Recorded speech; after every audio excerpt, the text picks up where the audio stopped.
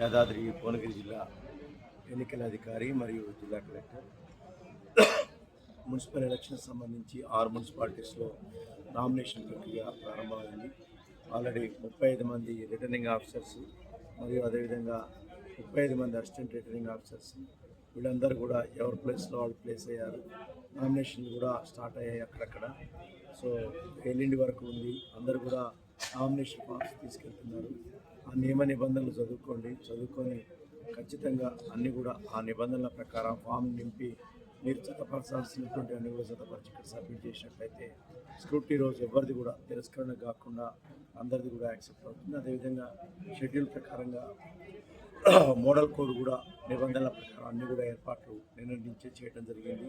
అదేవిధంగా దీనికి మండల వారీగా ఎంసీసీ మరియు ఎఫ్ఎస్టీ ఎస్ఎస్టీ టీమ్స్ కూడా వేయడం జరిగింది.